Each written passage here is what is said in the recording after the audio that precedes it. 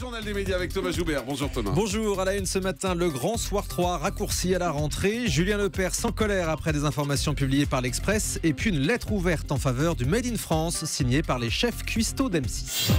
Et on commence avec France 3 qui va réduire son journal Le Grand Soir 3, la rentrée qui deviendra le Petit Soir 3. Oui, depuis 2 saisons, France 3 a mis en place le Grand Soir 3, une heure complète d'informations présentées par Louis Laforge et Patricia Loison. Mais la chaîne a décidé de revenir à un simple journal de 35 minutes à la rentrée. La direction souhaite redonner de la place au programme de deuxième partie de soirée. Il y a quelques jours, vous aviez interrogé Patricia Loison sur Europe 1. Jean-Marc, elle avait exprimé le souhait de poursuivre le Grand Soir 3, mais n'était déjà pas très optimiste. Écoutez. Nous, on aimerait beaucoup que ça continue, mais vous savez qu'aujourd'hui, il y a quand même pas mal d'incertitudes. On ne sait pas trop. Mais si la nouvelle direction m'entend, nous, on aimerait beaucoup, avec Louis, avec toute l'équipe, continuer parce que c'était pas gagné. C'était un peu un pari de dire les deuxièmes soirées, on fait de l'info pendant 1 heure. C'est un vrai service public de l'information, je trouve, qu'on fait. J'aimerais que ça continue, oui. Vous avez l'air un peu dépité et douté que ça continue. On n'a pas de garantie, on sait que la direction se bat pour nous, mais la direction de l'info, et on souhaite... voilà, mais on ça veut dire que c'est plutôt non pour l'instant ? Ça veut dire que j'ai pas de réponse à vous donner et que je suis pleine d'espoir. Des espoirs qui n'ont pas été entendus par la direction. Hier, le syndicat SNJ de France Télévisions a exprimé sa colère et parle d'un recul inacceptable de l'information. À la rentrée, Patricia Loison conservera seule la présentation de ce soir 3 raccourci. Quant à Louis Laforge, il attend des propositions de la chaîne.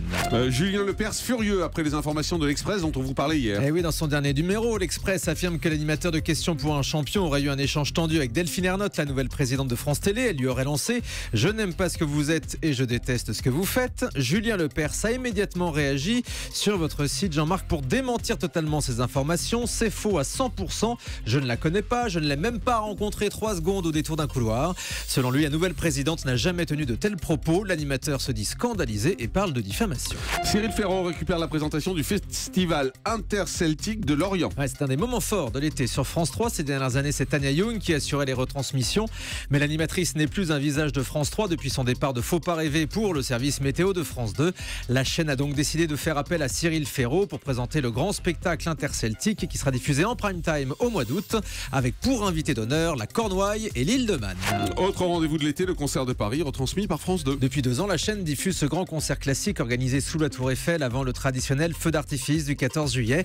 Et ce sera encore le cas cette année. Stéphane Bern nous fera vivre cet événement en direct et en prime time devant 500 000 spectateurs réunis sur le Champ de Mars à Paris.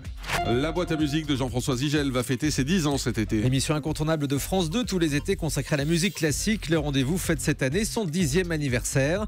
5 émissions sont prévues le vendredi à 22h30 à partir du 10 juillet. Jean-François Zigel fera partager sa passion pour la musique classique avec ses invités Nathalie Dessay, Ariel Dombal, Gérard Lenormand, Michel Fugain, Marc Jolivet ou encore Jean-Pierre Coff. Une pétition, une manifestation en soutien au couple Balkany après un reportage de complément d'enquête. Une adjointe au maire de Levallois-Perret, Sylvie Ramon, a lancé une pétition pour dénoncer, je cite, le déferlement de haine et de mensonges de la part des médias contre les époux Balkany. En cause, un reportage diffusé la semaine dernière dans Complément d'enquête sur France 2. Le site France TV Info annonce qu'une manifestation a été organisée mardi devant le siège de France Télé, un rassemblement d'une 30aine de personnes. Quant à la pétition, elle a réuni 450 signatures.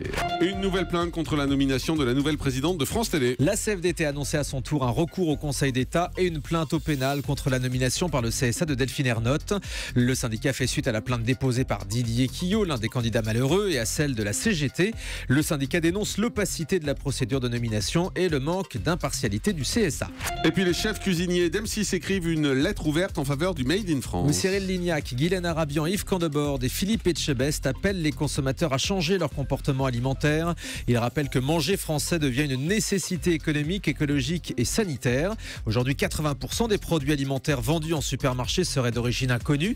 Les chefs d'M6 s'engagent donc en faveur d'une alimentation 100% made in France. Ce sera aussi le thème du prochain numéro de l'émission Les Chefs contre-attaquent, mercredi prochain sur M6. Allez, on termine avec le chiffre du jour. 3 000 €, les indemnités que TF1 va devoir verser à un homme algérien qui avait été présenté à tort comme un terroriste dans le 20h de la chaîne. C'était en avril 2012. TF1 s'est défendu devant la justice en expliquant que l'information venait des renseignements généraux. Mais la Cour d'appel a tout de même condamné la Une à verser 3 000 € d'indemnité à la victime.